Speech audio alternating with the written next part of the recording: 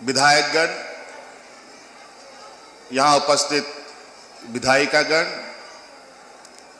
यहाँ उपस्थित पलामू प्रमंडल के सभी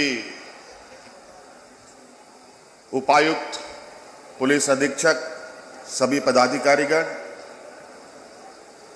यहाँ उपस्थित जेएमएम, कांग्रेस, आरजेडी महागठबंधन के सभी सम्मानित जनप्रतिनिधिगण और विशेषकर यहाँ उपस्थित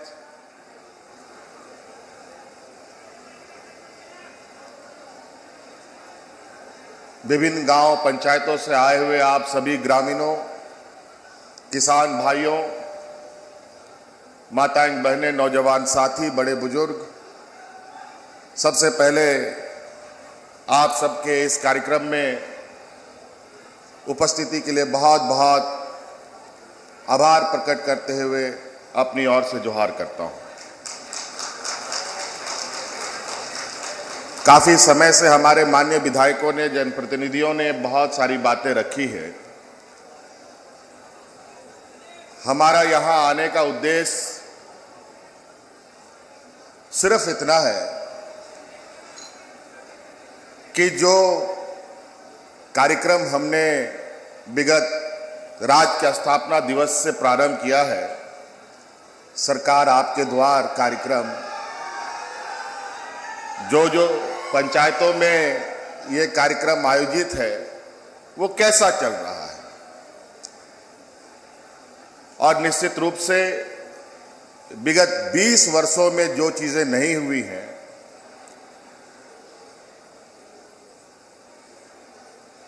और जिस चीज की जरूरत विशेषकर इस राज्य को थी,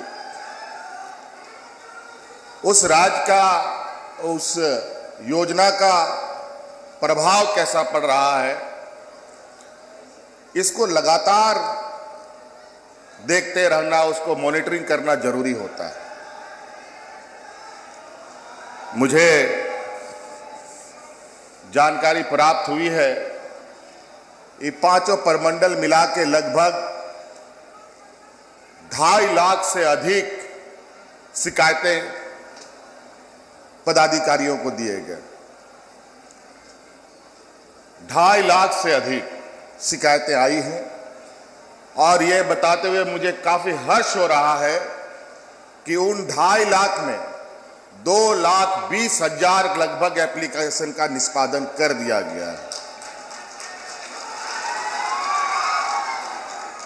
और ये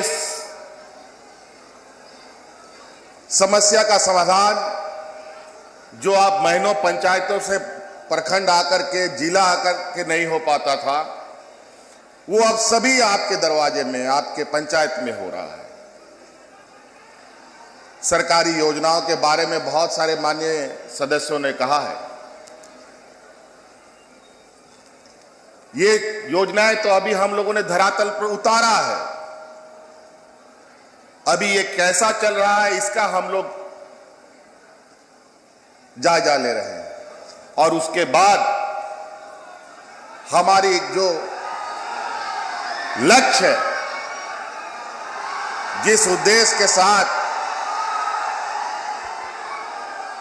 ये सरकार योजना बना रही है, उस योजना का असर आपके और ग्रामीण क्षेत्रों में दिखना चाहिए। और यही सरकार का लक्ष्य है, यही सरकार का उद्देश्य है। आज इसीलिए हमने कई ऐसी योजना चलाई हैं जो विशुद्ध रूप से हमारे किसान, मजदूर, महिलाएं, बेरोजगार नौजवान साथी अपने पैरों पर खड़ा हो पाए। क्योंकि हम ये मानते हैं कि अगर हमारा ग्रामीण अर्थव्यवस्था मजबूत होगा तो निश्चित रूप से इस राज्य को देश का अग्रणी राज्य में आगे आने से कोई नहीं रोक सकता। क्योंकि इस राज्य में इतनी क्षमताएं हैं, खनिज संपदा तो अपने आप में एक अलग 100 वर्षों से हमारा यहां पर खनिज संपदा निकाला जा रहा है, लेकिन खनिज संपदा के रास्ते मैं नहीं समझ सकता हूं कि इस राज्य को आगे ले जाया जा सकता है। तो हमने अलग रास्ता तय किया है जो खेत खलियान के रास्ते से होते हुए गांव के रास्ते से निकलेगा।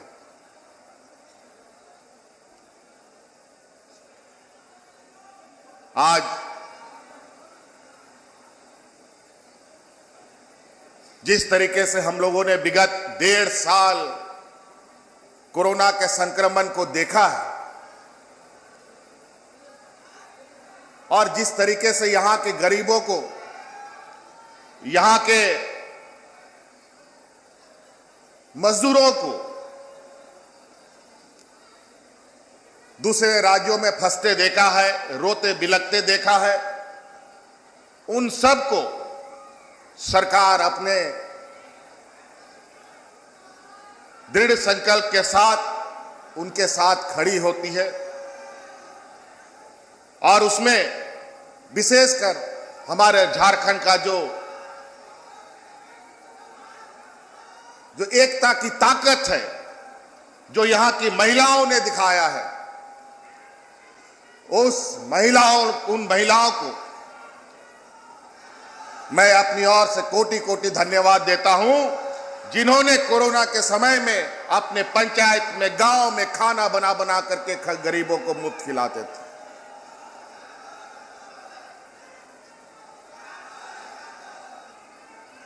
आज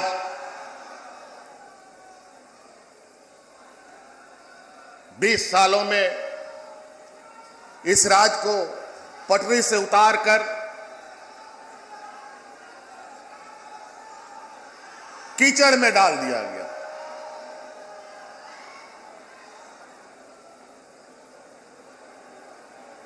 हमारे कुछ साथी लोगों का लगता है कुछ इच्छा है बोलने का। अगर किसी को कुछ इच्छा है तो आप लोग मंच पे आए, हम आपकी बात को सुनेंगे। ऐसी भागा दौड़ी करने का कोई फायदा नहीं होता है और हम लोग नहीं चाहते कि नौजवानों का भविष्य बर्बाद करना, बल्कि नौजवानों का भविष्य लिखने का हमारा प्रयास है कि आप कैसे अपने पैरों पर खड़ा होंगे। आप नौकरी क्यों करना चाहते हैं? आप रोजगार क्यों करना चाहते हैं? पैसा कमाने के लिए, अपना परिवार चलाने के लिए, अपना पेट भरने के लिए? उसी का रास्ता हमने खोला है। आप आइए सरकार के पास, सरकार को आप अपना हाथ दीजिए। सरकार की गारंटी है कि आपको एक रोजगार जरूर हाथ में देके भेजेगी।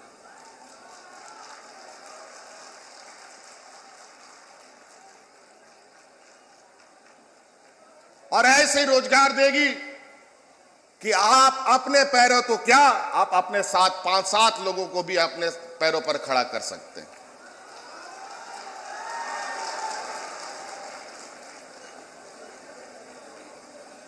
मुझे बहुत खुशी है, मैं कई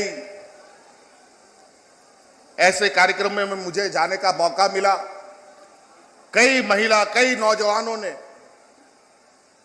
सरकार के सहयोग से इतनी खूबसूरत योजनाएं ली हैं और उन्होंने इतना हमें प्रसन्न किया है। इस कार्यक्रम के बाद इन सभी चीजों का मैं आकलन कर रहा हूं, किन किन प्रमंडलों में, किन किन जिलों में हमारे किसानों का, हमारे नौजवानों का, हमारे महिलाओं का क्या उत्साह दिख रहा है और उस उत्साह को हम आने वाला समय में सम्मानित करने का भी काम करेंगे।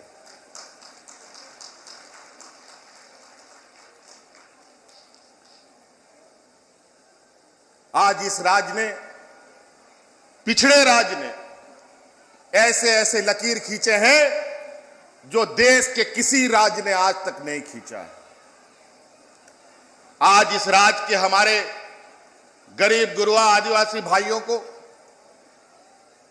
उच्च स्तरीय शिक्षा ग्रहण करने के लिए विदेशों में जाने से वंचित होना पड़ता था। हम लोगों ने 20 सालों में पहली बार सरकार के करोड़ों रुपए के खर्च से मुफ्त में विदेशों में पढ़ने के लिए 6-6 बच्चों को भेजने का काम किया है। और ये उत्साह देख करके पहले तो हमें डर लगा कि कोई आएगा नहीं, हमारा ये योजना स्वीकृत हो नहीं पाएगा। लेकिन शायद उन बच्चों का किस्मत लिखना था और हमने निर्णय लिया है कि अब इसका दायरा हम और भी बढ़ाएंगे और भी वर्गों के अंदर इसको ले जाने का काम करेंगे। झारखंड का हर एक वर्ग के नौजवान उच्च शिक्षा के लिए विदेशों में जा पाएंगे। आज उसी तरीके से झारखंड जैसा पिछड़ा राज्य, जहां अपना पेट पालने के लिए यहां लोग परेशान रहते हैं, कोरोना काल में झारखंड के ऑक्सीजन से पूरा देश का लोग सांस लिया है। झारखंड का ऑक्सीजन से पूरा देश का लोग ऑक्सीजन लिया। यहां से हवाई जहाज से, ट्रेनों से, बसों, ट्रकों से हम लोग ऑक्सीजन भेजते थे। लेकिन दुख तब होता है जब इस पिछड़े राज्य के साथ भेदभाव होता है। उस समय भी कई चीजें, ऐसी घटनाएं घटी जो निश्चित रूप से इस विपत्ति में तकलीफ देती है। भारत सरकार उस समय भी हमें अपने ही राज्य में ऑक्सीजन लेने से मना कर रही थी। फिर हम लोगों ने भी अपना ताल ठोका। ये क्या मजाक है? इस विपत्ति में भी भेदभाव। हमें कहीं ऑक्सीजन सिलेंडर ना मिले, कहीं कोई सामान ना मिले, ये तो संयोग की बात है। और सहयोग वाले लोगों का हाथ फैला बढ़ा कि उन लोगों के मदद से आज इस राज्य को शांतिपूर्वक ढंग से इस महामारी में निकाला जा रहा है।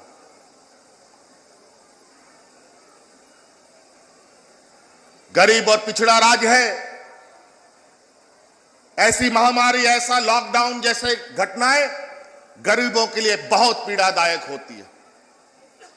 अमीरों के लिए, पैसे वालों के लिए ऐसी महामारी का असर नहीं पड़ता।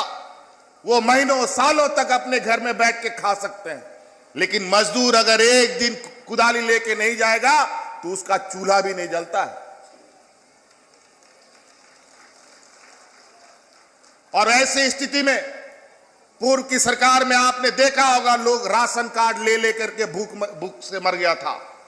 लोग भात भात चिल्लाते लोग मर गया, दर्जनों लोग। लेकिन इस महामारी में भी आपकी इस सरकार ने और हमारी महिला बहनों ने उन एक भी मजदूरों को यहां पर मरने नहीं दिया। मुफ्त में महीनों तक खाना खिलाने का काम किया। कौन करता है? अपनी जान की परवाह ना करके ये लोग घरों से बाहर निकल करके किसको खाना दे रहा है पता नहीं। मरीज है कि रोगी है कि कोरोना लेके घूम रहा है वो व्यक्ति। और यहां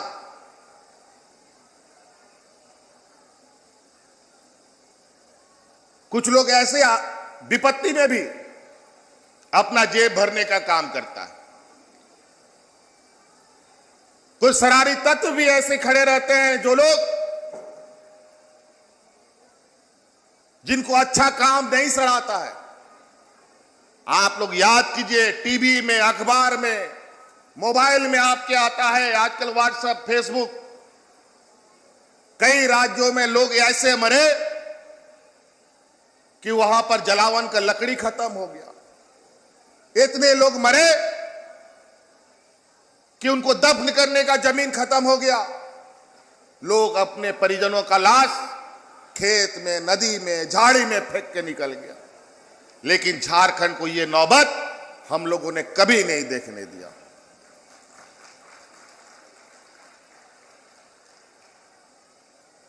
और उन्हीं झूठे वादों आश्वासन पर अपने लोग पीठ थपथपाते। हमने प्रधानमंत्री जी से कहा था कि हमारे राज्य में गरीबों की संख्या अपार है, हमारे लिए बीपीएल कार्ड बढ़ाया जाए, राशन कार्ड बढ़ाया जाए, हमारे बूढ़े बुजुर्ग असहाय को, गरीबों को पेंशन का मदद दिया जाए, उसको यूनिवर्सल किया जाए, जिससे हम सभी को आच्छादित कर पाए। लेकिन कोई संज्ञान नहीं लिया गया।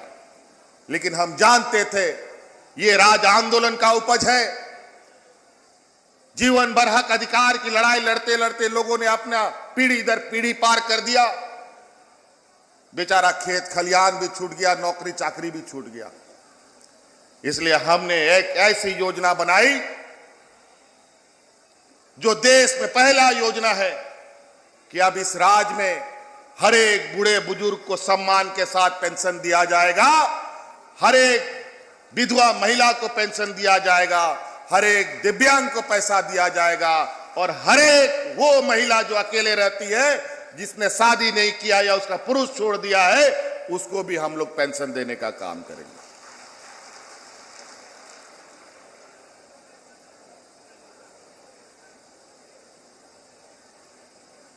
आज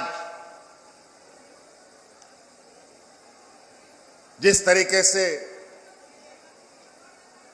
इस राज्य को एक चारागाह बनाने का प्रयास हुआ, एक हमारे प्रतिद्वंदी सहयोगी हमको ट्वीट करके लिखते हैं कि जो बीडीओ सीओ का काम है वो मुख्यमंत्री जी कर रहे हैं। मतलब आप लोगों के बीच में जो योजनाएं जा रही है उसको देखने जा रहे हैं, तो उसमें हमको नहीं जाना चाहिए। अजीब हालत है। अगर हम गरीबों का आंसू पोंछने जाएं तो मेरा काम नहीं है। उसके घर में हम अनाज पहुंचाए तो वो मेरा काम नहीं है। उसको हम पेंशन दे, उसको कार्ड दे, राशन कार्ड, वो मेरा काम नहीं है, वो बीडीओ सीओ का काम है। उन लोगों की नजर में कौन सा काम है हमारे लिए? बड़े बड़े उद्योग घराने को, अदानी को, अंबानी को जमीन देने का काम हमारा है, ये उनके नजर से लगता है। बड़े बड़े व्यापारियों को झारखंड को लुटवा दे, वही मेरा मुख्य काम है। यही हमारे प्रतिद्वंदी का सोच।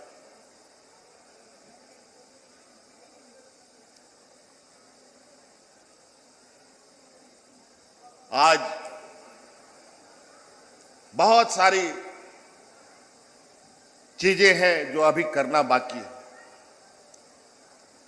1.5 साल, पौने 2 साल हम लोग घर में बैठे रहे, ताला लगा के, हाट बाजार, गाड़ी मोटर सारा कुछ बंद।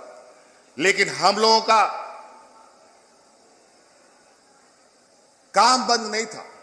हम लोग उस समय जब घरों में बंद थे तो इस राज्य में गरीबों के लिए, किसानों के लिए, मजदूरों के लिए, नौजवानों के लिए क्या क्या काम करना है उसका कार्य योजना बनाया जा रहा था, जो योजना आज जमीन पर उतारा जा रहा है। आप क्या काम करना चाहते हैं? आज वो सब सारी योजनाएं हमारे सरकार के द्वारा चलाई जा रही। आज हमारे गरीब कमजोर बच्चों को सरकार ने 6-6 अंडा खिलाने का निर्णय लिया मुफ्त में। लेकिन आज उन अंडों को खरीदने के लिए हमको दूसरे राज्यों से अंडा मंगाना पड़ता है। दूसरे राज्यों से झारखंड सरकार का पैसा जाता है दूसरे राज्यों में। यहां का नौजवान, यहां की महिलाएं मुर्गी फार्म खोल करके क्यों नहीं अंडा का उत्पादन करती है? आप मुर्गी फार्म खोलिए, आपका जिला का डीसीएसपी आपसे एग्रीमेंट करेगा कि आपके यहां से ही अंडा खरीदा जाएगा। आज यहां पर हर एक चीज दूसरे राज्यों से लाया जाता, जबकि यहां पर हम लोग का 80% लोग खेती बाड़ी पर निर्भर करता है, किसान है। आज वो अनाज कहां जाएगा? आज इसीलिए इस राज्य का पैसा यहीं के ग्रामीणों को मिले, यहीं के किसानों को मिले और यहीं के नौजवानों को उससे रोजगार मिले, ये हमारा संकल्प है। क्यों हम दूसरे राज्यों को दें? अपने ही राज्य में उपज करेंगे।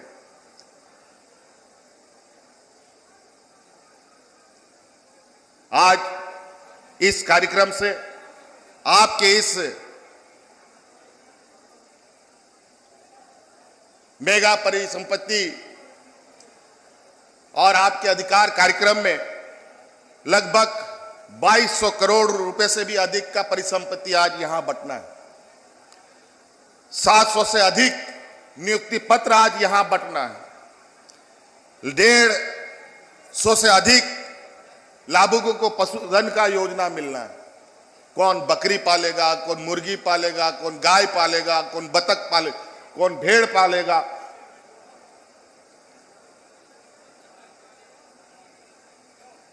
₹400 से अधिक मुख्यमंत्री रोजगार सृजन योजना के तहत आपको आच्छादित किया जाएगा। इसमें कौन स्कॉर्पियो चलाएगा, कौन मैजिक लेगा, कौन ट्रैक्टर लेगा, कौन पिकअप लेगा, कई सारी योजनाएं। आप होटल रेस्टोरेंट चलाइए, आप टेंट हाउस चलाइए, आप लाइट एंड साउंड चलाइए, आप सैलून चलाइए, जो चीज चलाइए उसके लिए सरकार आपको मदद करेगी। 5 लाख से 25 लाख तक का मिनिमम ईएमआई ऋण में आपको लोन उपलब्ध कराया जा रहा है, वो भी 50% से भी अधिक कई योजनाओं में। कहीं कहीं तो 100% अनुदान लगभग मान के चलिए। नाम मात्र का लगभग 1000 यहां केसीसी कार्ड लोगों को मिलना है। 350 से अधिक लोगों को वन पट्टा भी मिलेगा और 60,000 से अधिक आज इस परमंडल में 60,000 से अधिक पेंशन की अभी तक स्वीकृत हो चुकी है। अभी तो और 15 दिन योजना ये कार्यक्रम चल रहा है, तो आप अंदाजा लगा सकते हैं कोई भी अब गांव में बिना पेंशन का व्यक्ति नहीं मिलेगा।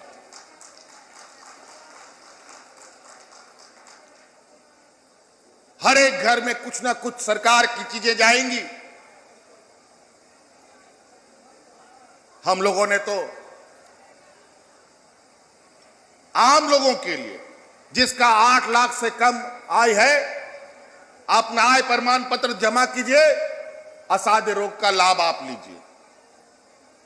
किसी भी तरीके का बीमारी हो, कोई एपीएल बीपीएल नहीं, 8 लाख से कम जिसका आय है अपना आय प्रमाण पत्र जमा कीजिए और इलाज सरकार के पैसों से कराइए। और इसका लगातार हम लोग मॉनिटरिंग करते रहते हैं। ये हमारा हजारीबाग प्रमंडल लगभग बड़े पैमाने पर यहां कोयला का खनन होता है और विशेषकर यहां भारत सरकार उपक्रम की कंपनियां सारे काम करती हैं सबसे अधिक, और सारे लोगों को तबाह अस्त व्यस्त करके रखा रहता है। अभी कोयला मंत्री यहां पर आए थे, हमने कहा है कि आप लोग कोयला खनन करते हैं, आउटसोर्स में लोगों को लगा देते हैं और आउटसोर्सिंग कंपनी दूसरे राज्यों से लोगों को ला करके यहां मजदूरी कराता है और यहां विस्थापित लोग टुकुर टुकुर देखता रहता है। हमने कहा है कि 75% से अधिक आपको यहां मजदूर रखना होगा, तभी आपका खनन कार्य हम लोग करने देंगे।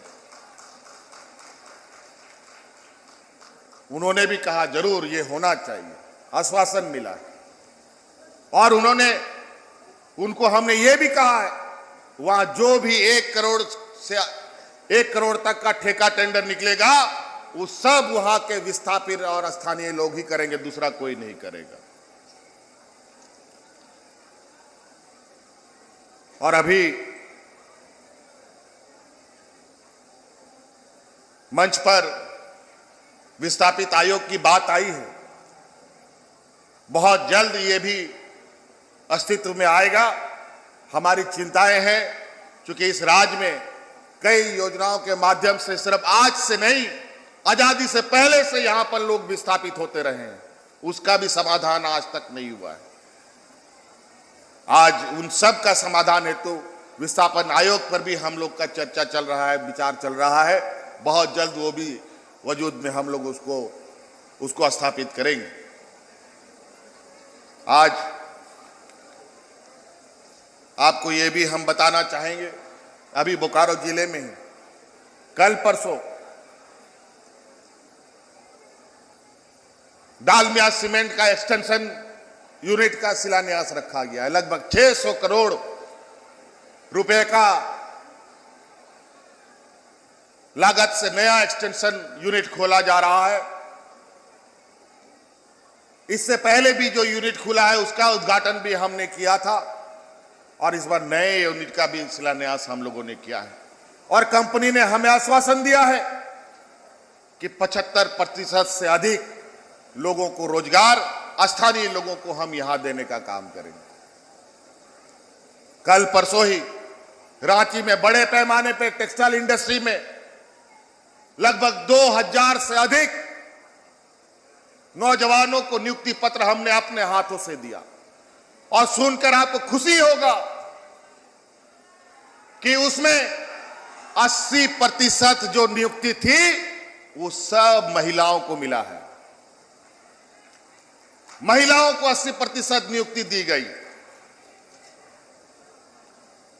और आज नहीं, आने वाला समय में 25 से 30 हजार नियुक्ति उन टेक्सटाइल इंडस्ट्री से निकलेगा। हम लोगों ने ऐसी रूपरेखा तैयार की है जिसमें आने वाला समय यहां मूलवासियों को, यहां के आदिवासियों को प्राथमिकता मिले। 20 सालों में कोई भी नियुक्ति नियमावली नहीं बना। इस बार सभी विभागों का नियुक्ति नियमावली बनने का काम किया जा रहा है। कई विभागों का बन के तैयार है और कई विभाग, अभी कुछ विभाग बाकी हैं और बहुत जल्द बड़े पैमाने पर भी इस राज्य में नियुक्ति की एक लंबी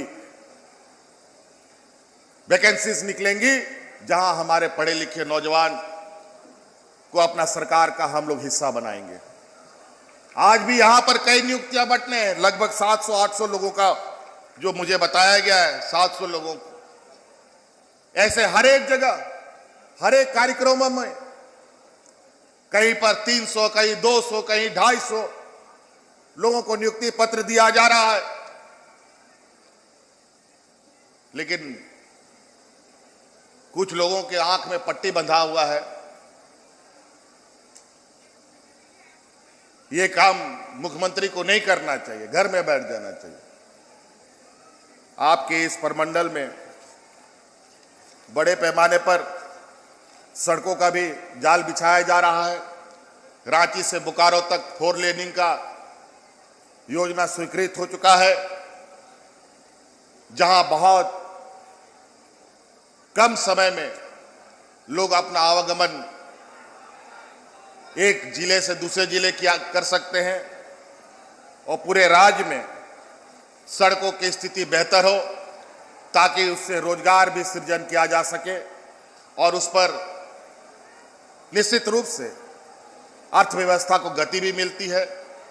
और हमारी मंशा भी है कि राज्य में अब जीवन को सामान्य करने के लिए हम अपने यहाँ के भावना के अनुरूप, यहाँ के लोगों के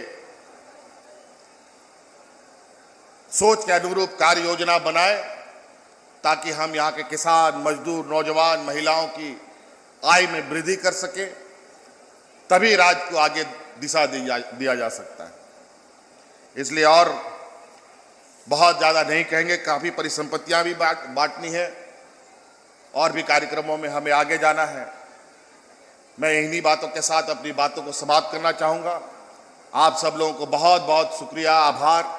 पुनः मेरी ओर से शुभकामनाएं। धन्यवाद। जोहार।